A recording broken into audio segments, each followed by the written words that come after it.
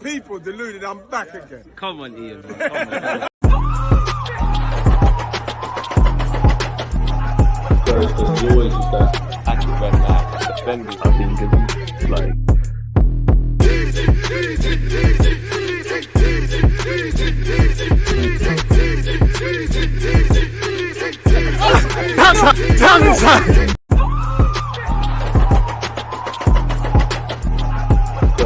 always just that active red line defenders, I think, is like.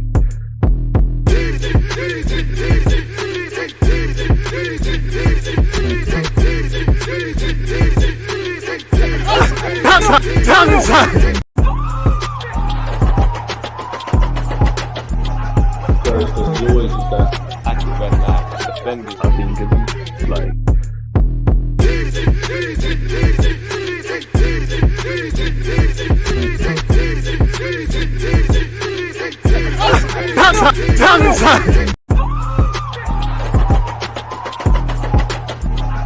There's always just that active red line defenders, I think, is like.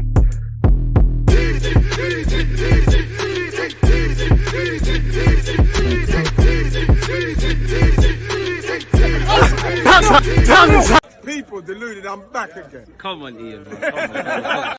Thank you very much for that, Ian Wright. As the man just said there, people deluded, I'm back again. First things first, I hope everyone's doing well and safe. I hope you and your loved ones are in good spirits. Hope you will have a great start to the week off the back of a fantastic Monday and obviously weekend. For my regulars, appreciative to you lot, whether you're on Twitch, make sure you're following and subscribing with Amazon Prime or on YouTube. Smash the like button. Any talking points, questions, etc., get them in. It's international break. Obviously, you know, Trossard's withdrawn from Belgium training. Apparently, him and Kevin De Bruyne are being rested. I hope Odegaard, Saka, and the rest of them could pull a sick note as well. And I hope Mikel Arteta and the boys are, you know, taking some good time, a well-earned rest, and then, you know, training for Leeds and Liverpool and the rest of them. 10 cup finals to go, and then maybe, just maybe, we'll claim the big one where the Premier League's concerned. I don't look at the league table. In terms of other content, appreciative to everyone who checked out my fan supporter show yesterday, and appreciative to everyone who was on that. Make sure you go and have a look at that and all my other videos. And at 2 p.m. today, I'm going to have Fabrice Muamba. Again, we've got a show on my channel we're going to speak about. Pardon me, I've asked you in the community tab any questions or talking points you lot have, pose them, but I'm going to ask him if Arsenal are ready for the Champions League. We'll go over his thoughts on Arsenal versus Crystal Palace, and then we'll just freestyle, really. Pulled my calf working out this morning. Any advice? Stretch, bro. Stretch that out, and stretch in general. You know, big up in the circle. Stretch, man. You know, Arsene Wenger was a big fan of stretches. Stretch, bro. Stretch. Cancelo would be a great addition. I think we all probably know we're not... Apologies. I think we all know we're probably not going to get him, but for what it's worth, Cancelo will be wavy. Inverted left back, right back, Premier League proven. You know, just 12 months ago, he was talked about as the best right back in the world. And obviously, you know, he signed a new deal. He was a star of what's going on at City. I don't think City will sell us any more players, or they'd be wise not to, because they probably see us as competitors. Don't know what next season has in store for Arsenal or anyone else. But for what it's worth, it would be lit. Obviously, that would spell kind of not bad news for Benjamin White, because there's a lot of games, rotation, all of that jazz. Cancelo could fill in that left back if Zinchenko isn't there. Obviously, if Tierney wants to keep it moving, he can do what he wants. We've got someone that can cope with the injuries to Tomiyasu consistently. Obviously, we've got a new dimension at right back. Benjamin White could potentially challenge Saliba for a first-team spot or be utilised in midfield. Either way, it would make us stronger. Right back's an area to improve upon, really. Like Tia said there, ice and rest, my guy. Ice and rest. Anthem's going to slap even more when Arsenal rise the title. I can't lie. If Arsenal win the league, I'm going to buy me one of them, I don't even know what they're called, but them hats that you see the Premier League footballers wear. I have to buy me a miniature Premier League. I've got stuff in store. Intro so nice. It got it. Intro so nice. Got to spit it thrice. Hey, come on. You know the vibes. You know. Again, appreciative to you lot tuned in. Again, smash the like button, etc. You lot are boring. Rise the energy levels, people. Where's the talking points? Where's the questions? Where's all of them? It's a bit hard to entertain myself, people. You know, the whole reason I like these live streams is to be here with you lot. What other things are going on with Arsenal? I don't quite believe that new kit business. What's going on in the world of Arsenal? Should I have a butchers on social media to make sure we've got everything? Let's set Google to the last hour. Just think pieces, really. We know Arsenal are playing in the MLS All-Star game later, a few months ago. Ben Foster surprised, and I think we all are that Benjamin White is not in the England squad. I don't think personally that's a sporting decision. You know, he left the World Cup. There's a bunch of rumours where bust up, fan issues, issues with Southgate. We don't know really and truly. I hope it's issues with Southgate and nothing more, if I'm completely honest with you. But yeah, man, Arsenal have said we're heading stateside this summer as well, really. So yeah, it's international break settings. Declan Rice, Martin Odegaard and stuff. We'll get into it. DG, could you potentially make an Arsenal 2023-24 potential 11? How? Because I don't know who's going to be here or who's not going to be here, but I'll attempt it. You know, why not? Let's get the tactics board out just to humour you. I don't know who we're going to sign and things like that, but why not? How long's the international break? We're back in action next weekend, so just under 2 weeks. We got this week. There'll be midweek fixtures next week, and then obviously this Saturday next week, forgive me if I'm wrong, is April the 1st. Yes, it is. So we're back involved where Leeds is concerned. So you'd imagine, yeah, Arsenal's potential 11 for next season. I don't know, because we could talk about players we're potentially linked with and etc. But just to humour you, in an ideal world, obviously Ramsdale. Let's make, obviously the keepers are not wearing the same kit. Let's get these over there. You'd obviously have Gabriel. Do you know what? Obviously, this isn't exactly 11, but let's actually look at some depth, really. Humour you lot. Kirill. Obviously, you know, assuming Saliba stays and signs a new deal and all of that sort of stuff. You've obviously got Saliba on the right-hand side. You've got Rob Holding. Oh, that's not how you spell it. That's not how you spell it. Holding. In fact, everyone's name's going to mash up the thing. So let's just put R-H, better yet, for Rob Holding. You're going to have Rob Holding there. I still think we'd need another right back, a centre back, if I'm honest. Obviously, Benjamin White can play here as well. White/new. Let's put new. So in terms of depth, I think centre back's an area. Right back is evidently an area as well. Obviously, you've got Tomiyasu/White. I think we need a new one there as well. We'd need one there. Unless, you know, in an ideal world, if you were to get Cancelo, that would be wavy. Or just another right back, or Fresnadar, or whoever. Obviously, at left back, you've got, on paper, you've got Zinni. You've got TT Tomiyasu, who can be an option there. And that's probably it, really, you know. Obviously, you've got KT at this moment in time. So I think we need to sign another right-sided centre-back, if I'm honest with you. Even though Tomiyasu White can play over there. Left-sided centre-back, we're probably a bit sorted. In midfield is where it probably gets a bit gazy, in my opinion. Obviously, in terms of people who can play as a 10. And obviously, a lot of these players can play in other roles and things like that. But organic 10s, you've got Mr. MO. You've got ESR. You've got Fabio Vieira. Obviously, Trossard could play there as well, really. Midfield is probably where we need the options, really. You've got Partey. I would say new centre mid to challenge Partey / be his direct competition, probably eclipse him. And then obviously you've got Loanees / Jorginho. Smash the like button if you haven't already. See, it's starting to get a bit messy, people. But yeah, left-sided. Can we get away with it here? No. We're just gonna have to. Yeah, you lot are just gonna have to put up with that, people. You've got Granite. I think Martin Odegaard should be groomed personally to play left-sided 8, but you need a new guy there as well. And I don't know for Lokonga. Up front, obviously, I would love another striker personally. You've got Jesus. You've obviously got Eddie. Just put him there. And you've got you've got Trossard who can play the there's no more. What's going on here? I can't pick any more red players. That's a bit of a bummer, ain't it? I can't pick any more red icons, people. Obviously, you've got Balo. I don't know what's going to happen with him. And as I keep saying, you've got Trossard, who could play as a 10, play up front, and a couple of other players can play everywhere. Right-hand side, we're weak. You've got Saka. You've got Pepe, who on big money, contract done next season, next summer. Not really. He's been injured for 2 months. He's doing okay at Nice, but he's not really pulling up any trees. Maybe Arteta says, you know what, keeping him and letting him run down his deal and letting him stay at the club could be just something we can get away with because he isn't a bad player, even though it is what it is. I put an asterisk next to Reece Nelson because there is talks of signing a new deal, but it's not confirmed. So clearly we're a bit weak on the right-hand side of the pitch. Left-hand side, I believe, out of the whole front three, maybe even front four, if you include the 10, but definitely front three is probably where we've got the best options. Obviously, Smith Rowe can play there as well, but you've got Mr. Trossard. You've obviously got Mr. Martinelli. We've got decent little option. Smith Rowe could play out there as well. So I think we're kind of cool over there. Who am I missing? It feels like I'm missing out someone on that hand side as well. So for me, it would be central mid. If it was up to me, if Kieran Tierney is going to keep it moving, then you need to buy a left back. I would say I want a right back, a right-sided centre back, a right back, a couple of centre mids. And if you could get someone that could like Trossard play across the front three, why not? If there becomes a situation where you can get a striker that is better than Eddie and Nketiah and Balogun at this moment in time, why not? Ainsley Maitland-Niles, again, it probably feels like the beginning of the end, but he's putting in some real shifts at Southampton. He can play left back. I don't know the length of his contract. I don't know how much he would play and whatnot. So yeah, Nelson probably prefers, in my opinion, to play 10/ off the left, a bit like Jadon Sancho, if I'm honest with you.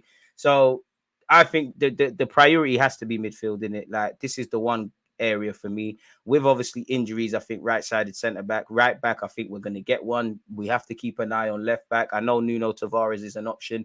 I personally don't count him. I want to be wrong. If he could wake up and he was actually switched on, he's got the raw tools to be a decent left back. Instead, from what I've seen at Marseille, had some good form, had some indifferent form. Haven't really seen significant improvement in the areas I need to see it, specifically defensively.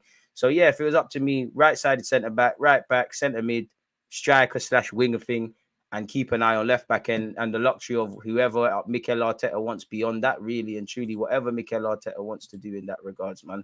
So yeah, man, good way to start things off. Nelson can also play on the left. I mean, out of all the loanees, it's an interesting one because I don't know who would get a new lease of life. You know, Lokonga's doing okay at Crystal Palace. Is it worth, if we bring in a midfielder or two, let's just assume we get Declan Rice and we get Caicedo or Zubimendi or whoever, let's just assume we get a 6 and an 8. Surely that further pushes Mr. Lokonga further down the pecking order. And obviously El Nene, I don't know, but he's missing the best part of what's left of this season. He's probably going to miss a decent part of at least the start of next season. I don't know what our plans would be for him, but you know, I like Lokonga, but why is Cancelo the right back? Because we was linked with him. He's just new right back, in it. But as I was saying, you made me lose my trail of thought, my guy. Yeah, that's what I was saying. Obviously, for all of Lokonga's potential or not potential, you know what you're getting with El Nene. And if we're going to be in the Champions League and try and be consistent this season, we know kind of 10 games El Nene can play a lot better, but he's going to give you a 5, 6+ out of 10. Out of them 10 games, he's going to drop you 5s and 6s. And if everybody does their job, he can keep ticking over. Jorginho's ahead of you. Xhaka and Partey, it goes without saying. I do want to see Martin Odegaard within the next 12 months groomed into playing in that role, but him, Smith Rowe, and Vieira can all play as 8s. Vieira and Odegaard have played as 8s. So it's probably peak for him. And if we bring in 2 midfielders, is peak for him. So Lokonga, I don't know if he'll get an opportunity. Tavares, if if Arteta wants to do something with him, I'm all for it. But I just don't think you're the guy. So probably move him on. Balogun obviously could get an opportunity. Charlie Patino's doing all right. I think for him, probably best to go back out on loan. I think as we get on a bit, maybe Your Granite, Partey, spots will open, El Nene, spots will open up, and naturally Patino, in my opinion, will progress into one of them roles, and then it's down to him to take his opportunity. Austin Trusty's doing all right at Birmingham. I can't imagine him getting a look in the fold. Can play left back as well as left. He can do those 2 roles as well as in midfield. Brooke Norton-Cuffy's doing this thing, and I guess on the basis of us needing a right back, he could get a look in, but with Benjamin White and Tomiyasu ahead of you, probably need to bring in one, really. Probably a myth there. Arthur Okonkwo's done all right, but you've got Matt Turner and Aaron Ramsdale ahead of you, so there's not going to be much change in the goalkeeper situation. Marcelo Flores, not going to happen right now. Miguel Aziz probably fighting for his Arsenal future, let alone, getting a look in next season, not really doing much at Wigan, didn't really do nothing at Portsmouth. There's no such thing as a bad loan. I think these things will make you improve, but time is ticking and you've got young Miles, and maybe if Ethan stayed, they might lap him really and truly. and whatnot. Obviously, you've got young Waters who could get more opportunities and will be on the bench really to the end of the season with us now knowing Tomiyasu's not going to play again. Who else is on loan? So yeah, I think out of all the people that have had decent loans, I think Balogun, Trusty, Patino, and I think Tavares has done okay really, but none of them are really going to get opportunities in my opinion next season really. I think it's Balogun probably has the strongest case with him now getting 18 goals in all comps, 17 in the league, 3 away from 20. Good look on the fella. Really. So yeah, I mean, if they get an opportunity, why not? If they get sold on, why not? Martinelli is 1 goal behind Rashford this season. Can't believe how far he's come, and he's 21. In terms of transfers, it's not about the name. Can they be molded by Arteta into what he wants? There you have it. And you never know until you sign them. Look for the 6 in the summer because we don't have a standout in the youth team. And I mean, I was having this debate with my friends, yeah, I can't tell you who's Arsenal's most important player because I think there's a few. Obviously you need to score goals, you need to win. Saka is a talisman. Without that lad, we would not be doing what we're doing. It's testament to Saka and indirectly based on this season, Martinelli. So you could throw them into the ring. Obviously we kept going without Gabriel Jesus, but at a period, and probably still, you could say Gabriel Jesus. I think Martin Odegaard, obviously he's got goals and assists this season, but he helps us a lot defensively. He helps us with creating, and it's not always seen, in my opinion, what Martin Odegaard does, especially when I watch the games again. It's a bit like Mesut Ozil, so I think he's got a case. Obviously, I think without Zinchenko and Granit Xhaka, you see holes in our team as well. So I wouldn't know really. You could probably force it and say one of the centre backs. Without Gabriel, we lose that ability to play out from the back. Without Saliba, the same. And Benjamin White's a key reason as to why Saka is having a lot of joy. That partnership is probably one of the best partnerships currently within the Arsenal team. So I don't know who you could say Arsenal's best player or match winner or any of that stuff would be really and truly. But I guess I kind of judge it on at our worst. And I don't quite believe, if Odegaard's not there, I don't quite believe we can get away with it. But for want of better terms, you could get away with it with a Smith Rowe or Fabio Vieira. Jesus, again, I don't quite believe it, but we've shown that we can still get results without him. Partey, we've technically done that as well, but I think, Xhaka, you actually miss him. But I'd say Thomas Partey just because it's pretty evident when he's not there, in my opinion. And I think he gives a lot of confidence to the other players I've mentioned. I think Partey's really been tomorrow we'll probably review the month, but I think Partey and Gabriel, obviously, them man are not goal scorers and they're not going to be in the highlights, but I think them two, as much as I think Trossard and Saka and Martinelli and Odegaard and all these guys at Benjamin White are having great seasons. Actually, I think Ben White, Gabriel's a centre half, and who did I say before that? Partey, they've been in a real rich run of form really. So I do think if Partey's not there, there's no 6 in it, especially if El Nene's not fit. If El Nene's there, you can kind of get away with it, but El Nene can't do what Partey does really. And obviously in an Arteta system, just because you're an 8 like Granit Xhaka, you don't really have to do defending, but he has to defend. In the build-up to the corner, we conceded, and obviously Palace scored. Xhaka's helped out Benjamin White. So, and just because you're Partey doesn't mean you have to attack. You've seen many times Partey progressing the ball forward. Actually, go back to the Bournemouth game where he could have done better for the corner, but he's a big reason as to why Benjamin White obviously scored. We had a good run of play. Partey kind of forced it with a cute little Cruyff turn. He played Nelson. Nelson pulled it across the box, and obviously Benjamin White put it in the back of the net. So I'd probably say Partey. And while Partey definitely in his Arsenal career, would it be fair to say that he's near enough been more or less fit? Again, he still had some issues, at the start of the season and a few weeks back. So I would probably say Thomas Partey, really. That's where you want to see a Zubamendi, a Caicedo, or a Declan Rice and these kind of guys come in so that they can challenge Partey, be used instead of him. And naturally, as the seasons go on, Xhaka and Partey switch roles with, because if Caicedo and Declan Rice sign tomorrow, they would probably get a lot of first-team football. But I think right now, Xhaka and Partey would be the partnership. And as time goes on, Xhaka gets phased out for one, Partey gets phased out for the other, and naturally they become squad players. It'd be interesting to see what we do with Thomas Partey, actually, because we've heard Odegaard's in line for a new deal, Ramsdale as well. You'd imagine Benjamin White's on that list. Obviously, Saka, Martinelli, Saliba are the priorities. Partey's a key part of this team. We're now going to be in the Champions League next season. It's improbable that we won't be. He's contracted until 2025. He's turning 29. Xhaka's even getting a new deal as well, allegedly. Be interested to see what we do with him with 12 to 18 months, really and truly.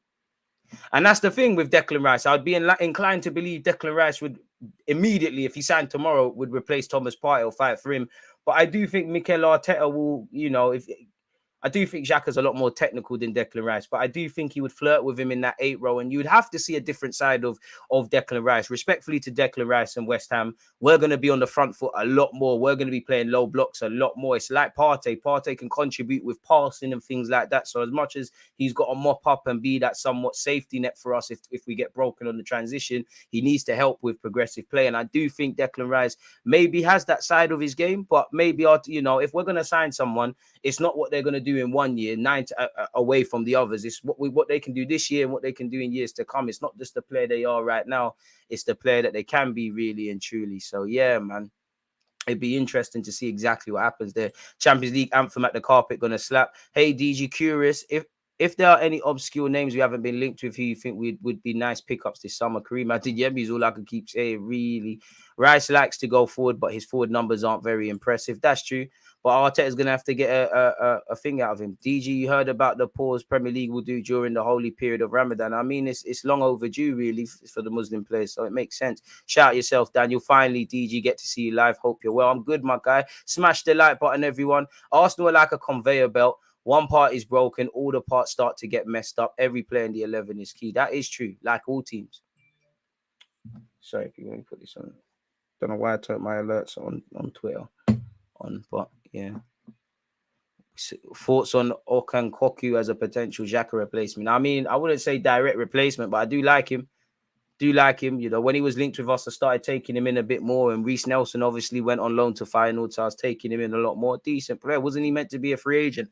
Don't know if he signed a new deal. Partey would keep Rice out the team. To be fair, half these players, you know, I think Zubamendi is more likely to take part. Out of all the names we've been linked with, I think Zubamendi is more likely to take either Partey or Xhaka's place at this moment in time than Declan Rice and Caicedo. But, you know, it's about what you can do. Ramsdale said I didn't expect to take Leno's shirt as quick as I did, really. So you just got to come in and sign and see what you can do. Would you go for Lavia if Southampton get relegated? I'll go for the guy regardless of what they're doing, but he's going to cost a pretty penny. They're going to want a lot of money. So it comes down to Arsenal. But, yeah, good player. Obviously, got a little Belgium connection going on at Arsenal. He's more than welcome. Ties in with what we're doing. I don't know if Arteta knows him from his City days because he was at City after leaving, I believe, Anderlecht. So it'd make a lot of sense if I'm completely honest with you. Partey is the number one most important for me. It's Partey. Whenever he don't play, I'm just scared. That's true. And to be fair to Jorginho, he did come in and relatively do okay, but I'm not convinced with Xhaka and Jorginho as a pivot. I don't think it's as dynamic as it can be. You can get away with it in certain games, clearly not against Sporting. I feel that you, man, could offer the likes of Saka, Odegaard, etc. Champions League performance-based incentives in their new contract, giving the club leeway to move in the summer. Jan, plus, should they meet their requirements, your club will be able to cover that. I mean, naturally, you'd imagine collective bonuses and individual bonuses are into Saka's contract and Martinelli's and the rest of it. Goals scored, the collective accomplishments, trophies won, qualifying for the Champions League. If your agent is half decent, that's what you should be doing, man. One love, Graham. I hope you're doing well and safe. I'm good, my guy. DJ, I believe we should go for Zubamendi instead. I believe he has a good combination of tech and physical attributes. Also, the price will allow more funds for an 8 like McAllister. All right, McAllister's welcome. I would prefer Zubamendi over Caicedo and Rice, if I'm honest with you. I'm happy with either one.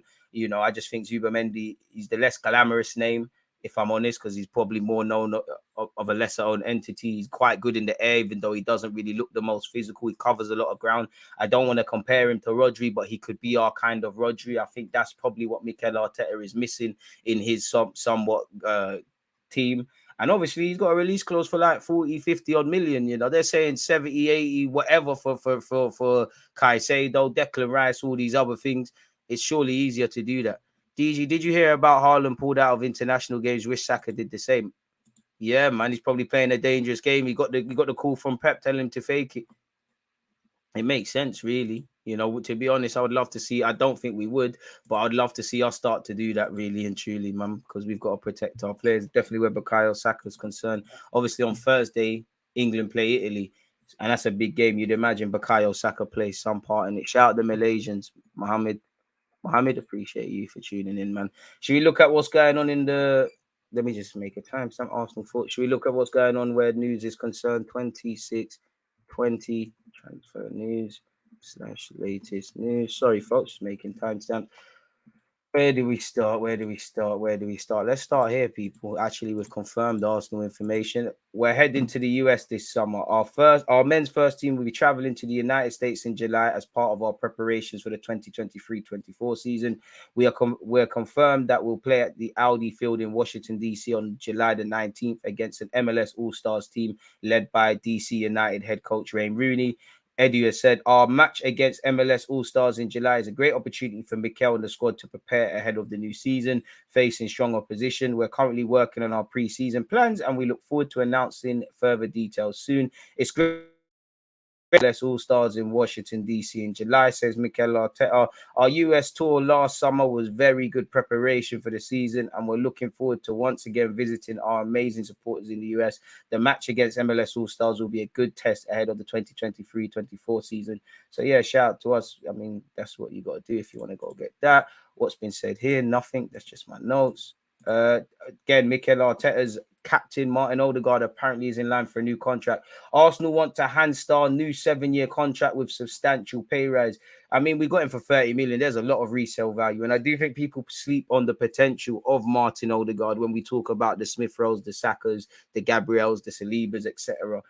Allegedly, Arsenal reportedly want to hand captain Martin Odegaard a new contract running all the way until 2030. The Norway international has been in superb form this season, becoming one of the Gunners' most important players and a real driving force behind their surprise lead at the top of the Premier League table. According to Football Transfers, Arsenal now want to tie Odegaard down to a very long-term contract and also plan to offer him a substantial pay rise. If I'm him, I'm signing a 5-year deal. And then within that time, if you keep doing what you're doing, he's like 24, 25, you'll probably get a better deal, really. It makes sense for the club. But if you keep doing what you're doing, you know, football career is short. And when you're in your peak, you need to get what you want. Hypothetically, but would you rather sign just Bellingham or Rice and Caicedo? Just Bellingham, even though probably the logical answer is probably Rice and Caicedo. But I just think with Jude Bellingham, that's the Xhaka replacement right there, really. That's your dynamic box-to-box number 8 right there. English ties in with Saka and all of that jazz, but we're probably not going to get him. So, yeah, there isn't anything else, but that's what's said in relation to Martin Odegaard. The initial report said Arsenal wish to tie down Martin Odegaard to fresh terms in a deal running until 2030. Football Transfers understands. We are told the Gunners will hand the Norway international a bumper deal for his fine form this season. The attacker and his reps will sit down after contract extensions are wrapped up with Granit Xhaka and William Saliba, with a willingness from both sides to get the deal signed and sealed. Odegaard will be handed a substantial pay rise, and there is eagerness to thrash out an agreement as soon as possible. His current deal at the Emirates runs until 2025. I didn't know that. Yep, that is a serious priority. The same as Balogun, the same as obviously Thomas Partey. We need to make decisions. And there's an ambition to secure his future at North London for another 5 years until 2030. Odegaard has been in sensational form since coming to Arsenal, with the player being a key member of the side who currently sit 8 points clear at the top of the Premier League table. I never knew that, with Manchester City last season's winners behind. So, yeah, man, shout out to Odegaard. Hopefully he gets that new deal, really. We need to get that done. Journalists suggest Arsenal could try and sign Manchester City defender this summer. Steve Bates, I don't know for his credibility, has suggested that Arsenal could be among the clubs interested in signing Cancelo from Man City this summer. I mean, that's left back and right back cover sorted. You know, he's still one of the best fullbacks in the world. Last season, he was heralded by the footballing universe as that.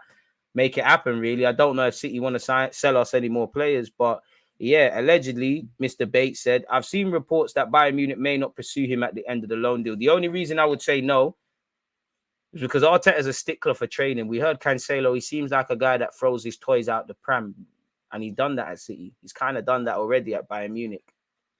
He might sit there and think, well, I've been at Bayern, I've been at City, I don't want to do this. For what it's worth, would give us a great dynamic. Him, Tomiyasu, Benjamin White, all able to play multiple positions. Definitely Premier League, Champions League proven. It would be lovely, but I just don't think City would sell him to us. I don't think Arteta really wants him like that, away from clearly Arteta knows he's a good player. For what it's worth, if we could do it, I'd get it done. Ake, you can come and be centre-half cover as well, and someone can do a great edit of Arsenal kits on these players.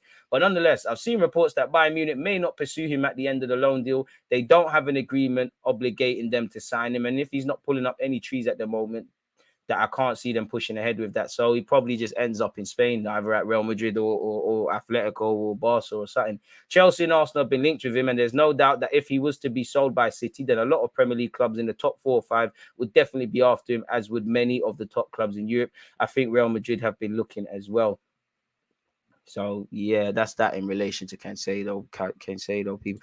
If Southampton drop, we should keep tabs on Kyle Walker-Peters. We equally must remember that Partey is actually the most important player as of today. The games we've lost, Partey played none. We must keep him happy and healthy. Blessing DJ in the nation. Madrid are gonna come knocking for Odegaard in a few years, bro. I don't expect any player to retire here. So big up the Ghanaians, by the way. Obviously, tie these guys down, get top money. Sell them, reinvest. It's what happens, you know. Arsenal, in my 27 years, bro, we sold Anelka. Henry came in. How many times did we sell guys and keep it moving, really and truly? It's a part and parcel of it. If Odegaard can come here and achieve a lot of things, and he says, you know what, I want to have another crack at Madrid. I want to go here. I want to go there. Not just him, Saliba, Martinelli, all of these guys. You're more than welcome as long as we reinvest. Even with Mikel Arteta, as great as he is, I'm not saying Arsenal he's going to leave or Arsenal need to know the next replacement is, but we should have a succession plan, because he might say, you know what, I've achieved things here. I want to go back to Spain. I want to do this. I want to do that. I want to do the third. And that goes for everyone. Anyone can move at any time, really. Anything can happen. You know, as much as I love our young players, right now they're at that little naive stage when Martinelli comes out and says, I want to stay for life and I never get tired of playing for this shirt. That's great, because you fit the model we're doing. If it's an Henry thing where we're moving, not that we're going to move new stadium, but we're moving to the Emirates, you're in your prime. We've got a certain level of player. You've only, you know, your career's kind of winding down. I can't begrudge you for wanting to keep it moving, but hopefully we can create some great memories at this football club before that even becomes a thing, people. Oh, I don't know why I did that, because that was in relation to Declan Rice, people. 1 second. Let me get that back up. Technical difficulties over there. Fabrizio Romano. Let me go back on your Twitter and find that exact tweet. Put up my inverts. Let's get this one here as well first. Just for some of us Arsenal fans who like Matoma, big up the Beautiful Game podcast. Check them out as well. They've done some great interviews with players and many different staff around football. But apparently the Brighton CEO, Paul Barber, on Matoma said he's so exciting to watch. Throwback to an old school wingers. He's another player that will be in the spotlight in the next transfer window. We're ready for that and we understand it. I mean, Caicedo, McAllister, Matoma, rumoured to all have signed new deals / some have signed new deals. Brighton, no, you know, if you want to buy Brighton players, you've got to spend top money on them, people. You don't do that, you're not getting them. I'm trying to find the initial tweet I saw from Fabrizio Romano. Here it is. There we go. And then another one from Mr. Romano would be sharing that with you. Don't forget 2 p.m. people. So in 56 minutes, I'm going to have Muwamba here. We're going to speak more Arsenal stuff. Fabrizio Romano also said Declan Rice expected to leave in the summer. Chelsea and Arsenal discussed him internally, but the race is open. We've also been linked with Asensio, and he has to decide on the new Madrid deal very soon. Away from that, Arsenal now see 75 deal as value for money at the Emirates. Allegedly, Arsenal are quietly confident that they can sign West Ham United midfielder Declan Rice for around 75 million, says Ben Jacobs. I don't know if Ben Jacobs is credible. He seems to have a habit of just saying a whole lot of nothing after time and repeating the same things. But fair enough, Mr. Jacobs. I think that suitors like Arsenal and Chelsea, who may even be in the race as well, are quietly confident that they can get a player like Declan Rice for something between 75 and 80 million, which sounds like a lot of money. But I think Arsenal see that as value, and I think that summarizes how they'll act in the summer generally, especially if we get Champions League football. We're going to need to punch a bit, really, in terms of overspending, calculated overspending. It's not about how much they spend, because they will have that financial muscle. It's about finding value in the market, and that's always been Arsenal's model. I don't expect that to change regardless of winning the Champions League or the Premier League. They've never wanted to put it out there in the market. They're prepared to spend widely above the odds, even on a player that they so desperately want. So we'll have to see how that one develops. Arsenal could yet pull out of Declan Rice deal, according to Club Cult Hero. Who said this? I want to see specifically what said. Who has said this? Where's the name? It just says former star. Who said this? Oh, it's Eduardo. Big up Eduardo. But nonetheless, he said, I think Arsenal will never break the blank for a player that they do not think is worth it. For example, for Mudryk, Arsenal submitted an 80 million bid for him, but Chelsea bidded 100 million. Clearly, Arsenal did not think the price tag was worth it. However, if they're going to spend 100 million on Declan Rice, that must mean the club thinks that he's worthy of that value. Despite thinking that the Gunners could spend a lot of money in the summer, Eduardo added that it wouldn't be a crazy window for the club. They may sell some players, and if they do, they'll surely need to replace them. However, if Arsenal keep the same team next season, I don't think they'll go crazy in the transfer window. They may buy a young player and mold him to fit their ideologies, but we'll have to wait and see. Fair enough, Eduardo. Big up Eduardo, man. And I don't really care that Ed Adebayo's announced his retirement today. I can't say I give a crap.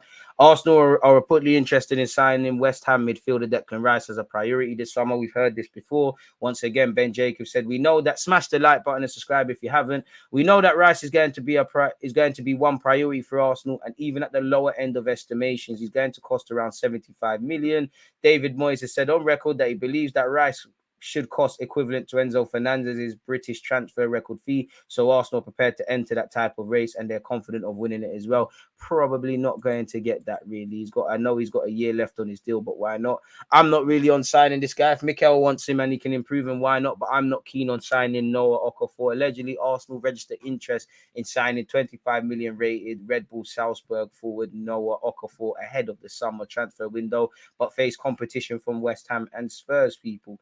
Apparently, we're prepared to battle to retain, to buy him for 25 million. That's what he's rated at. He had a breakout season last season where he got 14 and 34 people. He further enhanced his reputation with 10 goals in 20 games ahead of the World Cup.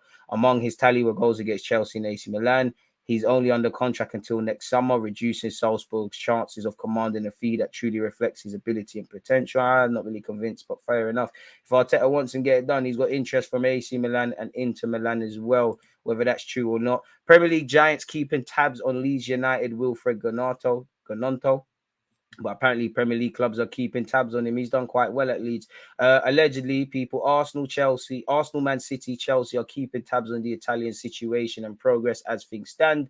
But it's stated that other clubs have also kept tabs on his situation. Leeds will have no intention of selling Gnonto for anything less than 35 to 40 million euros. While Inter do regret moving him on, there have been no signs of any interest from Inter, but he has caught Juventus' attention. Meanwhile, Premier League clubs believe that Gnonto will be an unbelievable investment for the future, and as of now the player is very happy in England and has no element of nostalgia for going back to Italy. Good little player, man. Bring him to the carpet if could be done.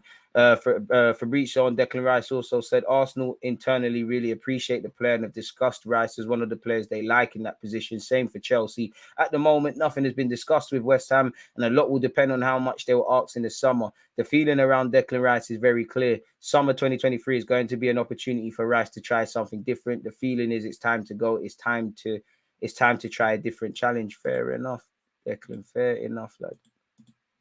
McAllister update. Alex McAllister wants to leave Brighton and Hove Albion this summer, and Arsenal could come calling for him, according to Graham Bailey. Specifically, what was said: Alexis McAllister wants to leave Brighton this summer, but he has a lot of hurdles to overcome before he can get out of the Amex. McAllister signed a new long-term deal just before Argentina's World Cup campaign, which saw him excel, and it is no real shock to learn that the interest in him is strong, with many clubs around Europe keen. However, Brighton, as it stands, are in no mood to sell, given that he only signed his new contract early in the summer. As we saw with the stance over Moise Caicedo, they stood firm in January, and if they decide not to sell, they won't. Although could something like that go on for the whole summer? I'm not too sure. I'm told Brighton's finishing position could help dictate this, in that if they finish in Europe, that may quell his want to leave, but even that may not be enough to convince him not to seek a move, especially if the likes of Arsenal, Chelsea, Tottenham come calling, which they might. So we'll have to see where McAllister is concerned. He's previously said he wants to stay in the Premier League. Keeping up the theme. Hey, shut up, man. Keeping up the theme with Brighton people. Again, I'm sure courtesy of the Beautiful Game podcast, you saw one of their executives speaking people about Caicedo. He said on Arsenal's bid, he said only if they wanted half the player. All joking aside, we never provide numbers, so it always amuses us when we see numbers in the media because they've not come from us. The owner, Tony Bloom, will always have an understanding of what his assets are worth, and of course that can vary. For us in January, selling Moses Caicedo was not a good move because, first of all, he is one of our best players in the first half of the season. Secondly, we're in a great position in the league. We're still in the FA Cup. We still had a lot of football to play, and we want to try and achieve our best ever finish in the Premier League. If we can achieve that, there's a chance that we could qualify for European competition. The stakes for us in the second half of the season are higher than ever, and Moses was a big part of that. but he's also a young player who's still learning his game. He's in a faraway country from where he was born. Therefore, we have a responsibility to try and do best for the player long term as well as in the short term for us. We felt that it was best served by keeping Caicedo with us, trying to do best we can this season, and then what will be in the future will be. Moises is a top class player. He has the potential to be anything he wants to be, anywhere he wants to be. This isn't going to be one and only transfer window where Moses is going to be a popular attraction for other clubs. When we sat down with him and talked about that, and once all of the heat of the window had gone, we were able to agree a new contract with him, settling back down. As you've seen the past few games, he's beginning to get back to the level he was at in the first half of the season. And he's such a lovely kid. He's such a lovely person as well as a terrific footballer. We're really happy he settled back down. And as I said, his chance will come in the future to be whatever he wants to be. We're all very, very confident that that will happen for him. So we'll have to see in relation to that, people. Mikel Arteta is obsessed with another Real Madrid midfielder. Allegedly, he's a big fan of Brahim Diaz, who I remember watching him at the Emirates when he was at Man City. He taught us a new one, really. According to reports from National, Mikel Arteta is obsessed with the attacking midfield and believes he can be a very leading role at Arsenal. There's rumours he'll sign a new deal at Madrid. He's currently on loan at AC Milan from Real Madrid, where he's struggled allegedly to adapt to life at the club. The 23-year-old could move to Milan permanently for 18 million, but the Italian club is said to be struggling to come up with the finances for the deal. So how are they going to afford Balogun? Arteta reportedly wants Arsenal to repeat the successful process conducted with Martin Odegaard. Do you know what? I wouldn't be against him. Another Real Madrid player who struggled to adapt and was eventually signed by Arsenal. So I have to see. Apparently Chelsea and Newcastle are interested. However, Edu could gamble around 20 million for an attacking midfielder already worthy of Champions League football. So we'll have to see exactly what's going on in that regard. We've spoken about Okafor already. Again, Balogun's drawing more interest, people. According to All Nigeria Soccer, I don't big up my Nigerians, but I strongly doubt that's a strong case of credible rumors. Bayern Munich, Leipzig, Leverkusen, Atalanta, Monaco, Real Sociedad and Villarreal are all interested in Balogun. He's got 17 in the league, and only Mbappe and Jonathan David have more than him. There's been reports of anything from 35 million all the way to 50 as to what Arsenal value him as. Apparently, Vega of Celta Vigo, 1 minute he favours a move to Arsenal, but this is said he favours a move to Real Madrid, people. We'll have to see how that one develops, really. And a lot of these things, as I always say, the dream is free. The hustle is sold separately. What else is there? We've seen all of this. We've spoken about the RB yesterday. Let's see what goal.com has linked us with. Come on, man. Throw in some unique names for us. Smash the like button if you haven't. Throw in something new, unique, man. Once again, Arsenal enter race to sign Noah Okafor from Leipzig. Arsenal are planning to extend Odegaard's contract till 2030, where the front runners allegedly for Moussa Diaby. He's valued at 62 million and he's leaning towards a move to Arsenal. However, the Gunners could face competition from PL colleagues Newcastle and Paris Saint-Germain. We're interested in making a move for Ismail Benassia. Allegedly, the report states Arsenal are willing to include currently on loan striker Balogun as part of the deal to convince Milan. Unless he's going there on loan to, give them some youth where Ibrahimovic and Giroud is concerned. If they're broke, they can't afford him. Arsenal plot mega money. Moses Caicedo bid. We're set to revive our interest, people. This is said the Gunners are contemplating a fresh move for Caicedo in the summer in order to bolster Mikel Arteta's midfield department ahead of the new campaign. Again, 1 minute we see Real Madrid. This is said that Gabby Veiga wants to sign for Arsenal. He dreams of playing for Arsenal in the immediate future, despite interest from Liverpool, Man United, and Real Madrid. We've been linked with Eden Hazard, who can't buy a game for Real Madrid. We've been linked with Borussia Dortmund's Julian Brand. We've been linked with Xavi Simons of PSV, Paulinho of Fulham. Jonathan David, think that's a myth. If we're bringing in a striker, they have to be better than what we have. Once again, Moussa Diaby rumours. This one has said Diaby's agents are in contact with Arsenal to try to work out a deal for all parties involved, and there's solid interest from Arsenal. We've been linked with Sasha Boy of Galatasaray, the 22-year-old right back consistently. Arteta prefers Zubamendi over Brighton's Caicedo. I think he's got a better passing range. He's slightly appears more mature on and off the ball in terms of how he plays over 90 minutes.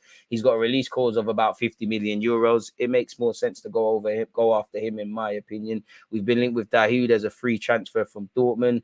Fabrizio Romano has ruled out any Osimhen move. I'm pretty sure I've spoken about this one in particular. Every day we've looked at transfers, but Brighton, West Ham, Brentford, Nice, a lot of teams are interested in Reece Nelson. So that wraps up the transfer segment of this live stream, people. Big up you lot. Keep commenting and subscribing. What have you lot made of such, people? Yeah, we got over that. Let me go to the top. Diaz would be a gamble as he hasn't had a breakout season yet. Brighton will finish above Spurs. Brighton manager has great man management. DG again. What's his name? Deserby shown at Swallow. He's a serious guy. I want to see all the Arsenal players flirting with Rice after our next game with them. I want to see secret conversations and bear giggling. I hear it, man. I hear it. How much do you think West Ham's going to ask for Rice? Anything from 75 million all the way to 100 or just over that. He's got a year left on his deal with the option of another year. The player's probably going to have to force his hand to keep it moving, really, if I'm honest with you. And I don't want to say burn bridges, but quote unquote burn bridges at his club, really, if I'm completely honest with you. Because they're going to play hardball. Say we get Rice, Caicedo and Rice. Who's the 6 and who's the 8? Caicedo the 6 and Rice the 8. I just preyed it, and Saka is earning less than Xhaka, Ben White, Odegaard, Tierney, and Ketty and Martinelli. Humble or not, that needs to change. It does, but you got to remember, the last time he signed his new deal, that's probably why. Since then, Xhaka has signed an extension. Odegaard's come into the club. Tierney has signed an improved deal. Eddie and Ketty got one last season, and Benjamin White's just signed as well. Obviously, Martinelli's completed his new deal. Saka's new deal is going to take him, rightly so, to the top highest earners. Like I'd imagine Saka, Martinelli, if Saliba and Odegaard sign new deals, you'd imagine Thomas Partey is nearer the top end as well, probably Benjamin White as well. But then again, and this is why I said in this season, as much as we need to bring in an 8, a 6, a centre-back, in my opinion, right-sided centre-back, a right-back, maybe a left-back, anything else Arteta wants, we need to sell players and we need to flush out players. And I always band it over resources, whether that's transfer fees or wages saved. We found out during January, Cedric is on 100 grand a week. He can't buy a game at Arsenal. Currently, Fulham are performing. He's on the bench for them. Get that 100 grand off. Easier said than done. Pepe, probably one of the top earners as well at Arsenal because of the move and whatnot. Need to get that. So let's just assume that's over 250 wages being put into players that are not part of this. That can be reinvested into new incoming players or rewarding players that are at the club that are part of it. Pablo Mari's probably on maybe 50 to the kind of 50 kind of region, 50 to 80 grand a week. Get that sorted. And anybody else really and truly, and then pour those resources into people that can help keep this club moving, really and truly. So, yeah, I don't think we're going to get everyone off the books, but that's something we're going to have to address, really. Technically, someone like Runarsson is still on the wages as well, really. Rice I think you mean is not worth them 40 million. We do need to lock Odegaard down. Caicedo is good. There's plenty of space for more statues. Don't buy another 70 million buy option on Caicedo. I thought so. The latest report we read said they didn't. Who knows? Big up DG. Any players who want to leave, like Pep says, let them go. I think that's the best way to keep it, really. Can't keep unhappy players. Players can be rattled, but yeah. Deluded, who's your number one striker target? Not a clue, because we're not going to splash the peas. I'd rather a scout just find someone with the skill set of what we require. Yep, we definitely need to offload some players and then reinvest that money. Big up DG, just reach. Appreciate you and S tuned in. Caicedo won't be going for any sensible fee. They locked him into a new contract to ensure that, unless there's an indirect gentleman's agreement, really, who knows? On one hand, I think you're right. And that's what I agree with. They're going to ask for even more. But on the other hand, they might have said, listen, we'll give you a new deal because we're kind of violating you. You need a lot of money. In the summer, we've got more time to find targets. There's more things to negotiate with.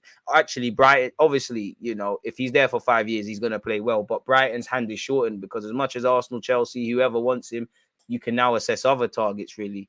And I don't think Arsenal, anyone's given up on their admiration for Caicedo. And I don't think Caicedo's given up the move to a bigger club. It does make it 10 times harder. I think that personally, I'd hope to be wrong. I think the boat for Caicedo's gone now. I think it's Declan Rice, to a degree, Declan Rice and Boss. If you was to get Declan Rice, you might get a next target. But yeah, man, we've been linked with a bunch of midfielders, Benassia, Zubamendi, this guy, that guy. Just make sure come August, we've got some other midfield options, really, because I do think, I've been saying it every year, really, since I've started this YouTube stuff, but I think we really need to significantly upgrade our midfield. Osimhen will fit our gameplay. I already see him finishing all the chances that he misses. We're not going to spend 120 odd million on him without, 120 million on him. Let's just assume that Napoli are going to ask for 120 or something like that. That's 120. Declan Rice is 75 to 100. You now spent over 200 million on 2 players. If you want to get a 6 with Caicedo, let's just say Zubamendi, because that's 50. You're then getting into the 300 regions before you talk about any outgoings. I don't quite think we're going to do that. If we can be cute and clever and get a striker, whether that's a Balogun return, whether that's scouts assessing someone that has the scope to improve, then I think we'll do it. If I think we might go and spend a lot of money on the right winger or someone that can play across all the attacking positions. I do think Arteta would want one more, but equally, I think if you got a centre mid, a right back, potentially a left back with Tierney, and maybe back up right centre back. Sorry, I think that's it really. If I'm honest with you, I don't think they'll force it. Maybe they'll go again in January or whatever.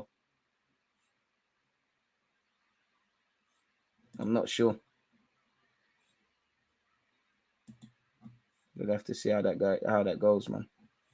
So yeah, that's all I've got to say. That doesn't seem like there's anything new Arsenal related online. 2 p.m. we go live again, people. I'm gonna have Muamba, and we're gonna speak Arsenal. Why isn't this? I'm trying to put the link in the chat, but it's frozen. It's just a bit of an L, ain't it? Smash the like button if you haven't already, people. What's your thoughts on Gabby Vega? I like him a lot. Some reports say he wants Real Madrid. Some reports say not. Seems like a decent box-to-box / deep line playmaker. Very Spanish, very cultured. Gets around. Could improve physically. I'm having him from what I've seen.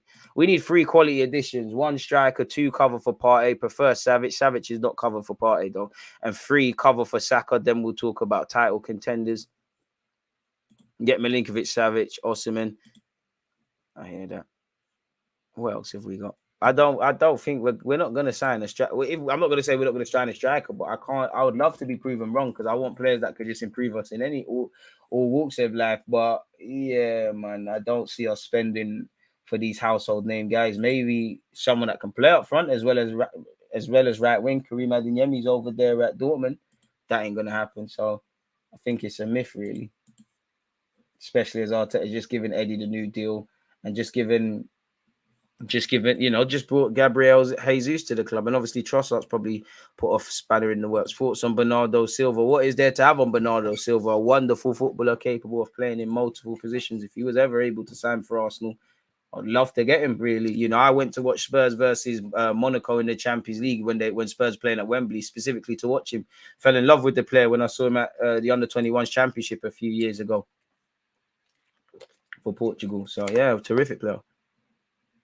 What is your 5 wish list transfers for the summer? People not going to like the last name, but I'd like Tatsoba, Caicedo, McAllister, Adeyemi, Vlahovic. I don't really have a wish list, really. I don't know, man. Like, I wouldn't mind Benassia returning. I wouldn't mind Karim Adeyemi. I do like the thought of Zubamendi. I would not mind Declan Rice, especially if Mikel Arteta really wants him. The players I want, I can't see us going for. Mitoma's going to cost a pretty penny, but he's more than welcome.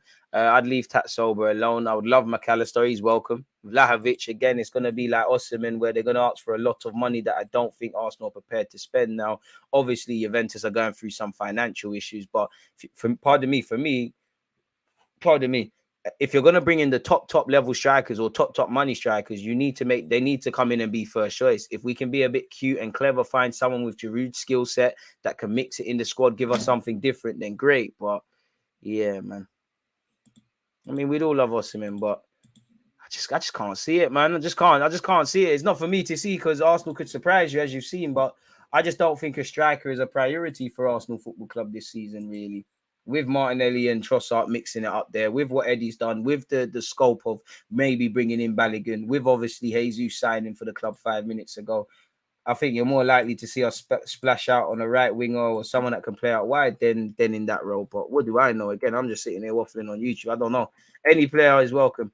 Mudryk regrets Chelsea move. Will he come back to Arsenal? That boat's gone. I'm sure his bank balance won't. He's on big money. In fact, big up my guy Andrew of Zora London. On Monday, I recorded the video. I haven't released it. We spoke about Mudryk as well and Zinchenko, so that will be out this week. Naturally, of course, you hoard yourself out to get a move to Arsenal. You was flirting with Arsenal. You're now at Chelsea. You see what Arsenal are doing and you see what Chelsea are doing. You would think that, but situations will change. God forbid. But this time next year, we could look like Chelsea. They could look like Arsenal, and I think that's something for any player that's going to sign for a top 6 club now. They have to recognize that seasons are going to be up and down. You're not going, unless you're City at this moment in time, you're probably not consistently going to, like, if I signed a 5-year deal in January and I stayed for 5 years, any club in the top 5, top 6 that isn't City, you probably have to recognize that there's probably going to be a year that you may or may not be in the Champions League with the competition. And as we can see in this Premier League, it's gone from a top 4 to a top 6. Soon it will be a top 10. Maybe in 30, 40, 50 years from now, every 20 teams can get relegated or go up. So, yeah, Newcastle's going to present a problem. They already are for everybody that's in that top 6. Really and truly, and they're only gonna get better and better. I would be a lot more confident if Newcastle were just splashing the cash aimlessly. They're actually doing the right things. Shout out to American Gooner or the American Gunner on YouTube, the man of many names. As a fan base, what we want and what tight stand does for the club are two different worlds, really. I hear you, but can you really criticize that? Really and truly. If anything, anyone we haven't brought in has been down to Mikel Arteta and Edu. We've spent money under the Kroenkes, and definitely in the last 2-3 years, we've spent money. 50 million for Benjamin White off the back of one Premier League season, gave up the funds to give Aubameyang a new, and I'm not defending them, I'm just being honest, like, gave up the funds to give Aubameyang a new deal and then tore it up, really, again, big money, expensive flops. Anytime, it doesn't matter if someone signed for £2 or 2 million, it's expensive when they're not. Cedric Williams fees, Willian on decent money, then cancelling that contract. Cedric on 100 bags, really, spent 45 million on Thomas Partey. Got in Gabriel Jesus and Zinchenko. We've spent peas. So I don't think it's fair to call them tight anymore, really. Arteta and Edu learnt from last January and bought players this January. So any successful failures, us getting Caicedo or Modric or not, or Joao Felix or not, and getting Trossard and who else did we bring in? Jorginho or not, it's been the successes or the failures of Mikel Arteta and Edu. 70 million on an unproven Belgium talent in Lokonga ain't worked out. 8 million on Tavares, it ain't worked out. So I don't really think we can draw out the Kroenkes really and truly. Would I like some of that Qatari money? Would I like to be doing what City's doing? 100%. There's 171 of you locked in on YouTube and there's only 84 likes. Come on, people. What have you made of Kyrgios? Looks another Mustafi. Bit harsh. There's not really an opinion. I know people are waffling off the under-21s game where, having watched it, people are overdoing it. Like, yes, great passing range, but I'm not trying to discredit him, but, bro, we signed you for 20-odd million. You've played for Poland. With Mikel Arteta's system, you need to be able to play with your feet. I expect you to be good at that, really. So, yeah, there's not really anything to go off. Kind of not thrown to the Wolves because you've got to be ready, but thrown to the Wolves against Sporting away from home. Got a couple minutes at the weekend.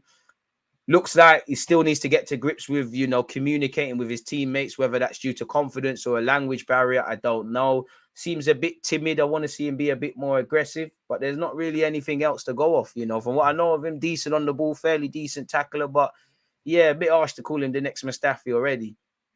For a second, we was unbeaten with Mustafi and Koscielny in the middle, so maybe that's a good luck charm. We've already covered the Cancelo stuff, people. To go back in time, I'll send you a timestamp, my guy, or I'll just be repeating myself. People are very reactionary in this life, man. Slap it or be slapped. People are. American Gun he's moving mad. Realistically, Rice, Douglas, Luiz, Diaby, Fatty, and Dusan are on my wish list. Vlahovic, I think the bolt's gone, especially how his agents are going on. Fatty, I'll take him. I just don't know for your injury record and things like that. I'm a bit wary of those players. Douglas, Luiz, you can never say never, but it seems like that bolt's gone with him signing a new deal.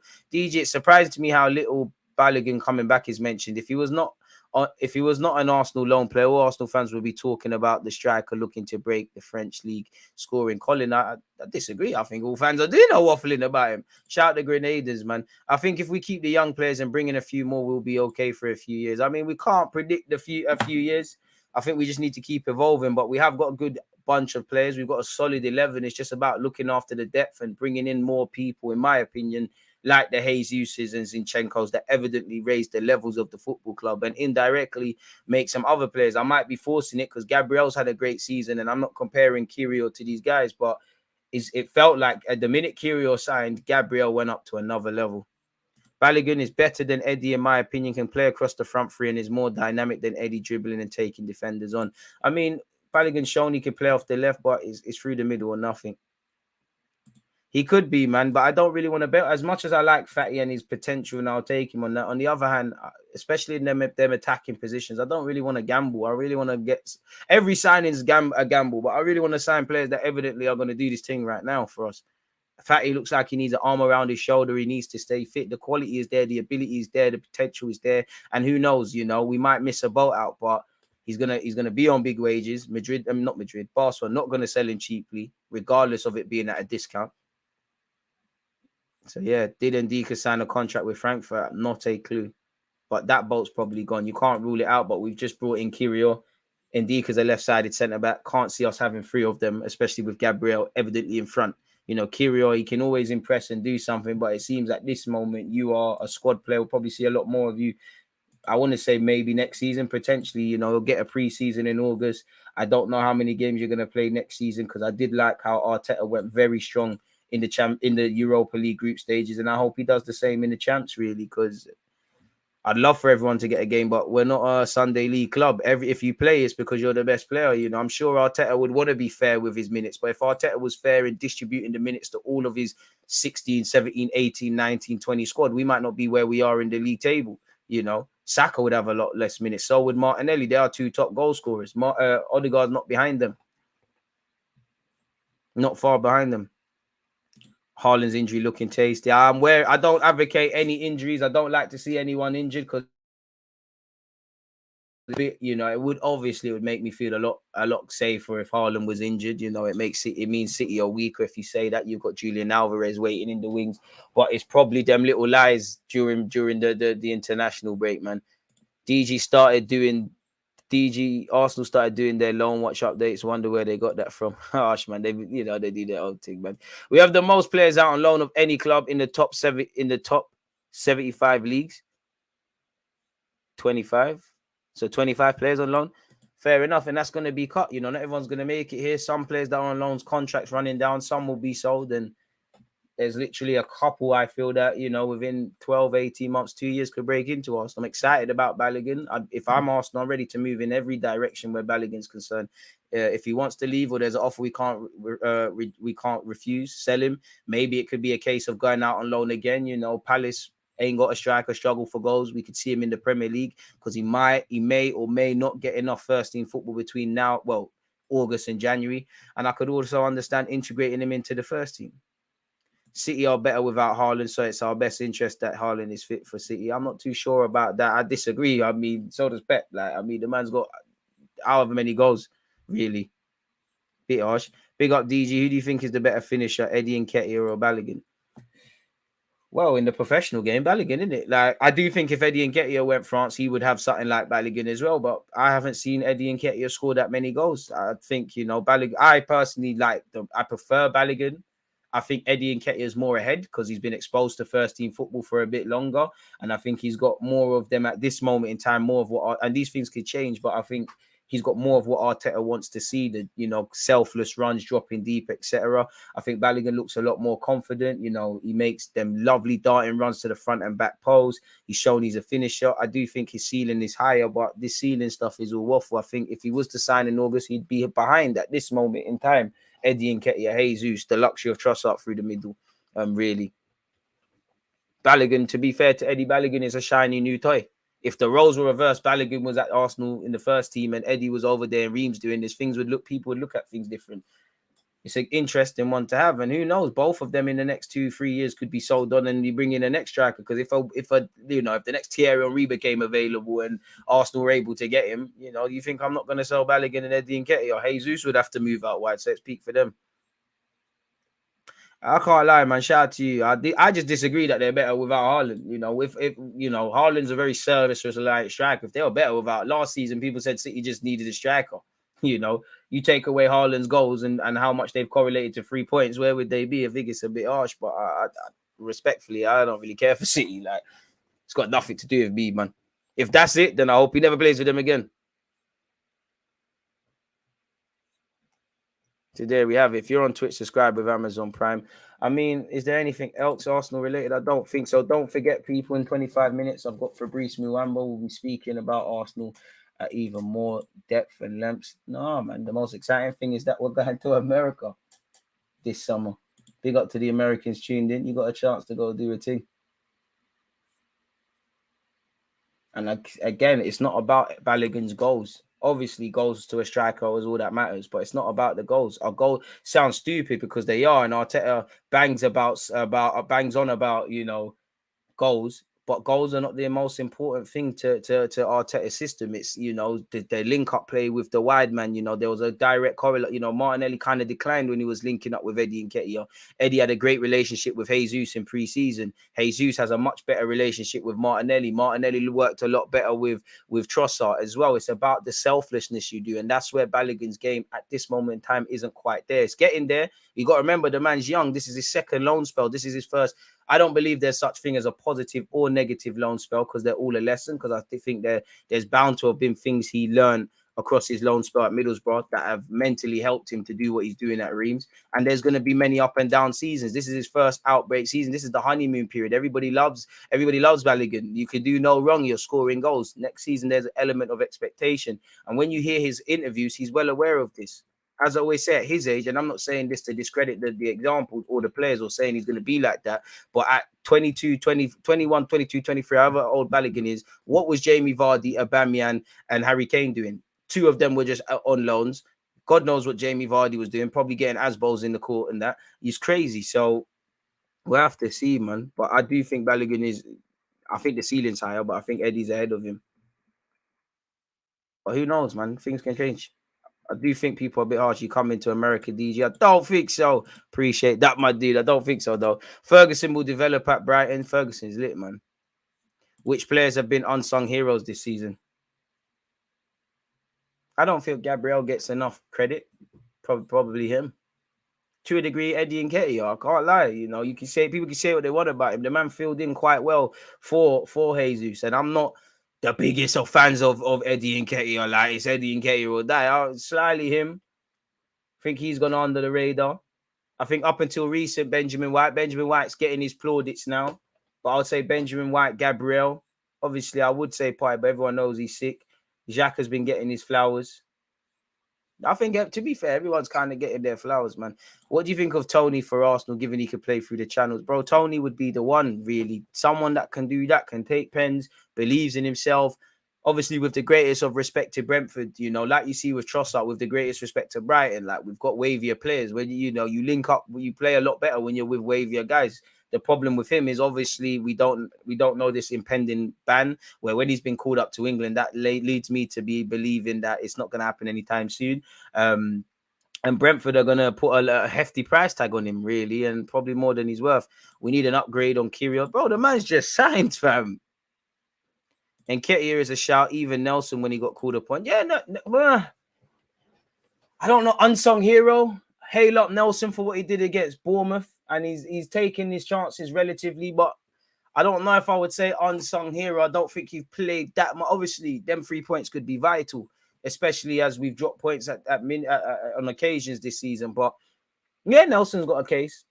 I'd say Nketiah, because I think even times when he hasn't scored, people have got onto him. There's literally been games we've been doing watch-alongs. They've been slating him and then he scored. There's been times where he scored and forget the goal. He's been good, man. We got DG. Good points on Eddie Nketiah and Balogun. I think Balogun is still raw. We need to take time. We need to take time with a lot of guys, because half the people that are making sweeping statements on the guy, they're the first to turn on Donny. Like, they'll be the first to say he's not ready. We saw this with Reece Nelson off the back of the German loan. I told, man, not because I knew anything, but just through simply watching what people are doing. It's like there's some games Nelson has scored and been rubbish. There's some games he hasn't scored and played well. But fans are a madman, man. They said, you know what, you've seen it with Benjamin White, and I'm not saying you can. I make a lot. Players change my mind all the time. I'm talking about. No, I'm not talking about people that are presented with new information and change their mind. I'm talking about people that just make sweeping statements. It's never going to stop. There were sweeping statements on Mikel, on Martinelli, on Odegaard, on Saliba, on Gabriel, on Zinchenko, on Tomiyasu now, on Smith Rowe now, on Balogun and Eddie, and so on and so forth. And there's probably others, and it's never going to stop. This is how football is. Football, you know, football moves very quickly. So I can't begrudge fans, really, but this is what happens. Lavia Rice, McAllister, Caicedo. Who would you prefer to get if you could only choose 2 out of these 4?